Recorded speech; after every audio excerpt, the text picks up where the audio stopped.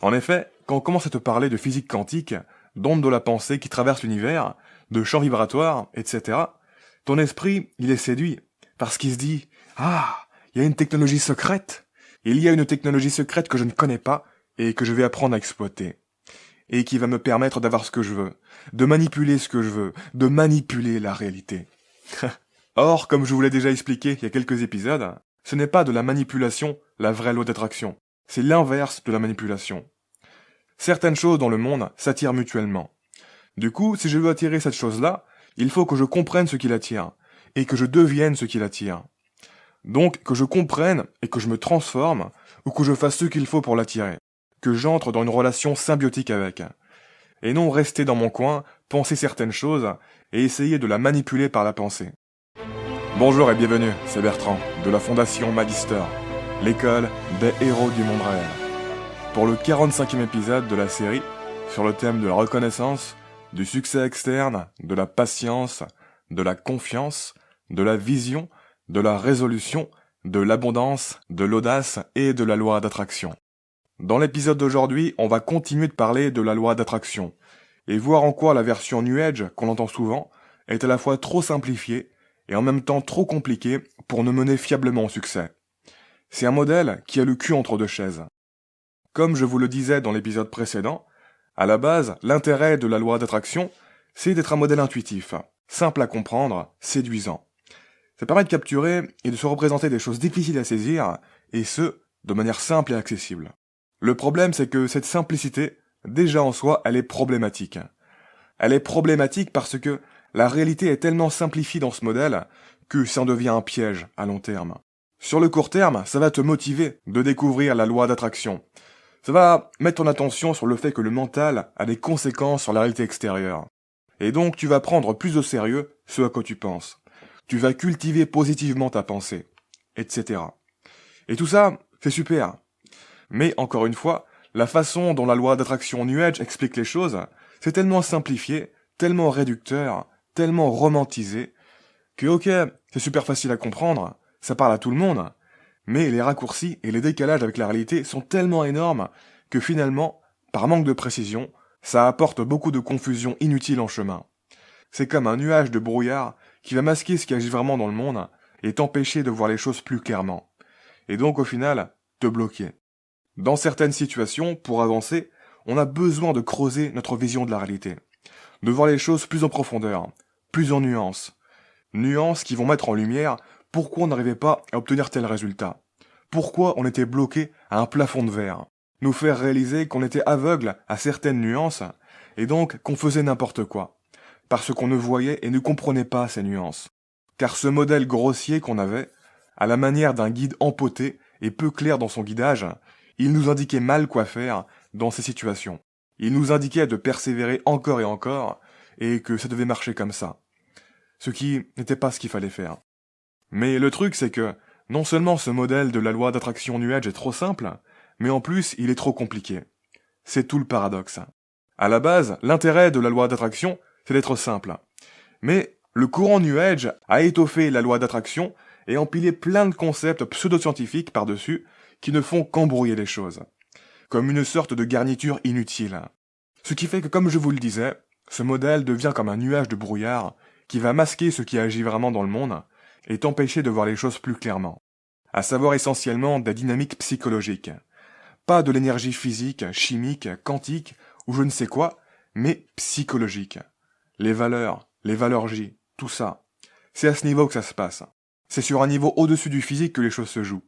Un niveau beaucoup plus symbolique. Et c'est ça qui m'embête beaucoup avec le côté très ésotérique et inutilement pseudo-scientifique de ces lois spirituelles New Age. C'est un peu des paillettes pour attirer les gens. Pour leur faire croire à des réalités scientifiques qui finalement n'en sont pas. Et ça déplace l'attention là où il ne faut pas. Ça leurre l'esprit à croire que la réponse à ces problèmes sont dans le fonctionnement de l'univers. En effet, quand on commence à te parler de physique quantique, d'ondes de la pensée qui traversent l'univers, de champs vibratoires, etc., ton esprit, il est séduit, parce qu'il se dit « Ah, il y a une technologie secrète. Il y a une technologie secrète que je ne connais pas et que je vais apprendre à exploiter.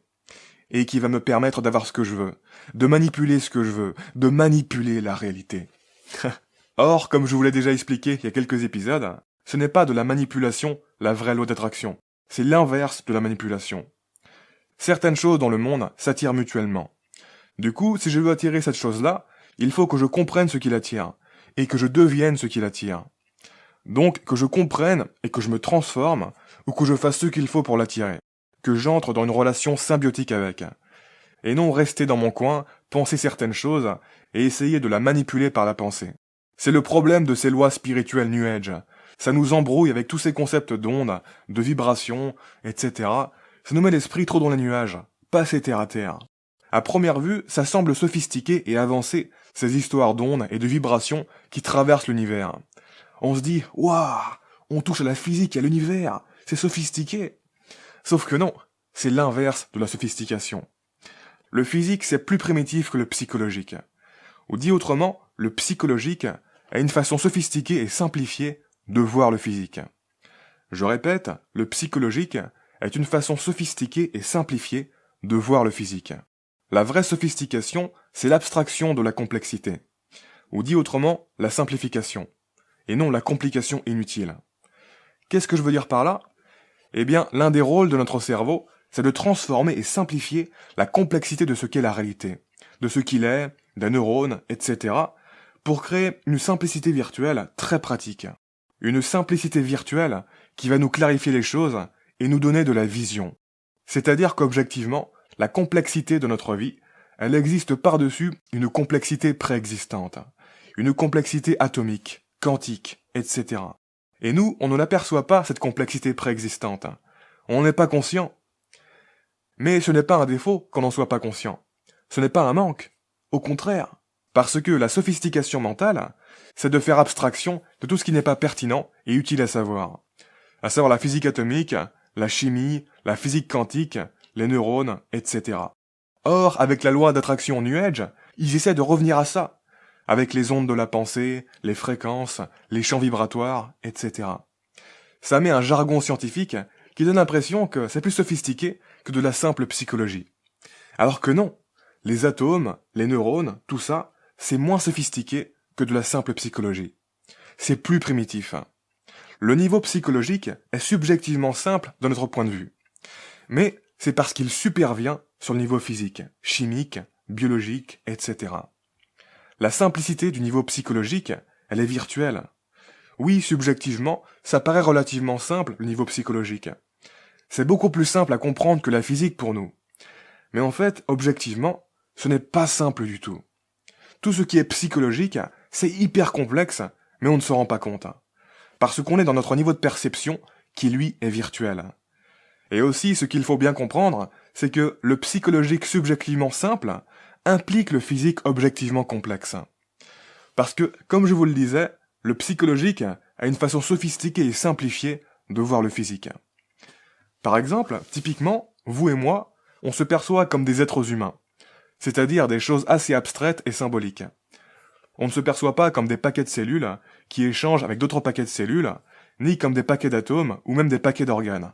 Non, psychologiquement, je me perçois comme un être humain, je vous perçois comme un être humain, et vous aussi de la même manière, et on échange en tant qu'être humain. Mais quelque part, oui, on est des paquets de cellules et d'atomes sans s'en rendre compte. Si je bouge le bras, psychologiquement et mentalement, moi, je me dis juste, je bouge le bras.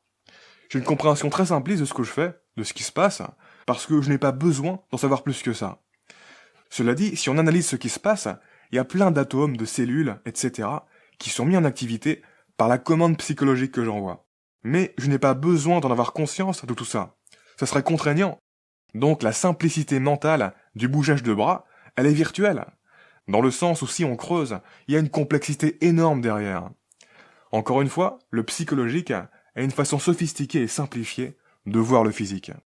Et le problème, c'est qu'avec ces modèles spirituels New Age, il y a une intégration de la science fondamentale, ou plutôt de la pseudo-science fondamentale, pour complexifier et recomplexifier de manière inutile les dynamiques psychologiques. Et on commence à retrouver la même chose avec les neurosciences, qui sont détournées par les mêmes bullshitters New Age. Beaucoup de bullshitters New Age utilisent de manière maladroite le jargon des neurosciences, comme si, en ajoutant ce jargon, ce qu'ils disent devenait automatiquement plus puissant. Ce qui, bien sûr, est une farce. Est-ce qu'on a besoin de comprendre les détails du cerveau pour créer des circuits de neurones correspondant à des croyances, des compétences, etc. Non. Encore une fois, l'ajustement des circuits de neurones se fait par abstraction, à travers l'expérience, de manière indirecte et implicite. Ça ne se fait pas manuellement. La vérité, c'est que, pragmatiquement, ça ne t'avancera pratiquement à rien de connaître les détails du cerveau pour te développer. De la même manière que ça ne t'avancera pratiquement à rien de connaître les détails d'une application pour utiliser cette application et développer toutes sortes de choses avec. Ça ne se substitue pas. Bref, ce que les partisans de ces modèles New Age ne comprennent pas, c'est que l'inconscience n'est pas fondamentalement un défaut. Si tu es conscient de choses inutiles, ta conscience est moins bonne que si tu n'étais pas conscient de ces choses inutiles. La simplification de la complexité et le minimalisme, c'est la sophistication ultime pour un modèle mental. Et ça, les partisans de ces modèles New Age ne le pichent pas. Ils ont l'impression naïve que plus on intègre de concepts dans un modèle, mieux c'est.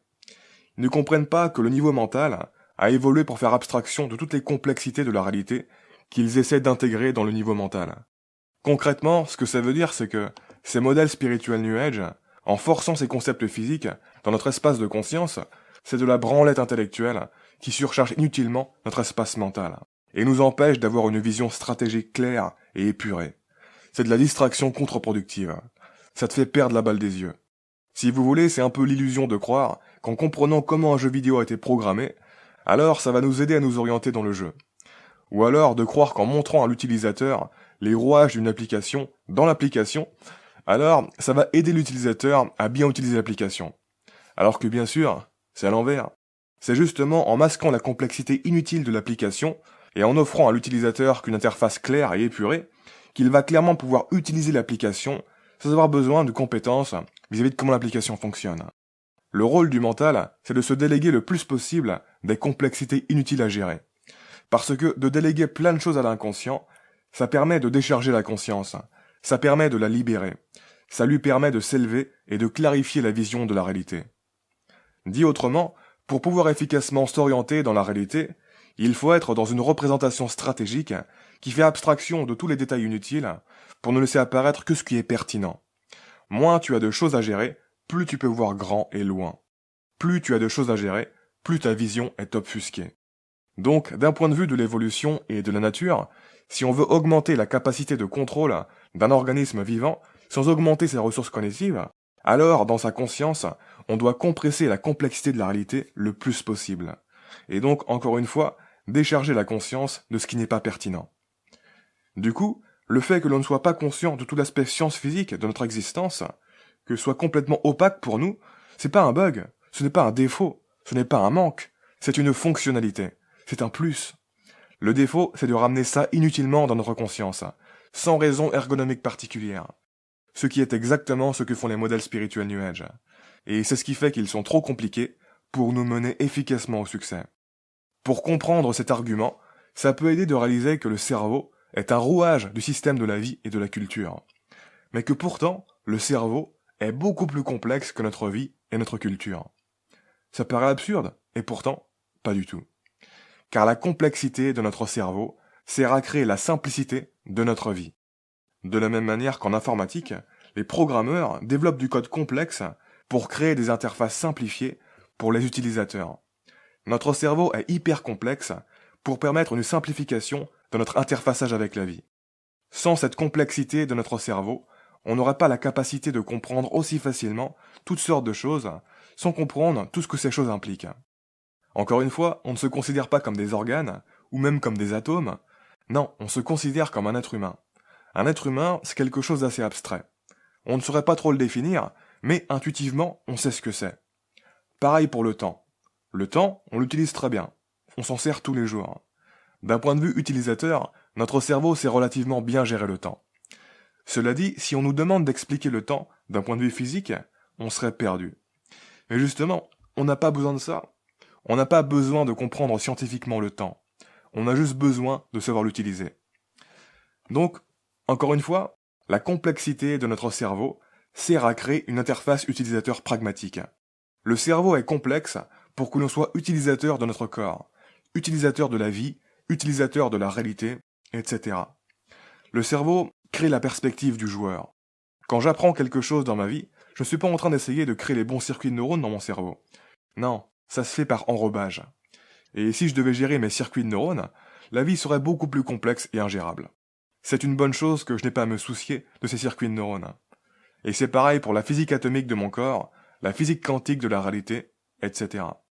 Ce que ça veut dire, c'est qu'on ne peut pas rester sur le même niveau de complexité pour créer encore plus de complexité. On ne peut pas rester sur du physique pour faire du psychologique. Non, la nouvelle complexité doit réinventer l'ancienne complexité de manière simplifiée. D'où cette idée que le psychologique a une façon sophistiquée et simplifiée de voir le physique. D'où cette idée qu'on rêve le monde. Dans le sens où on le réimagine, on le réinvente de manière simplifiée. On lui donne forme et couleur. Les formes et les couleurs n'existent pas à l'extérieur. Notre cerveau n'est pas une caméra. Non, on voit le physique de cette manière parce que ça nous rend la vie simplifiée et pragmatique, pour nous guider dans notre existence. La perception n'est pas une caméra, mais une interface pour nous guider. Et donc, encore une fois, ces modèles spirituels New Age, ils n'ont rien compris à la vie. Parce qu'ils réintègrent inutilement des concepts physiques dans le niveau psychologique, sans se rendre compte que le niveau physique est déjà implicitement dans le niveau psychologique, et que le rôle du niveau psychologique est justement de faire abstraction du niveau physique, parce que ce n'est pas pertinent pour nous guider, et que notre conscience étant limitée, elle doit se focaliser sur ce qui est pertinent. Sur ce, voilà qui clôt ma critique de la loi d'attraction New Age pour cet épisode. On continuera de démêler et d'analyser la loi d'attraction dans le prochain épisode. En attendant, comme d'habitude, je vous invite à vous abonner si ce n'est pas déjà fait, à partager cette vidéo et laisser un pouce bleu si vous l'avez apprécié, ça m'aide pour la visibilité, et je vous invite également à rejoindre le Discord de la Fondation Magister pour prendre part à des discussions sur les différents aspects du développement. Le lien est dans la description de la vidéo. Quoi qu'il en soit, je vous remercie de m'avoir écouté jusqu'au bout, et je vous dis à très bientôt pour la prochaine vidéo.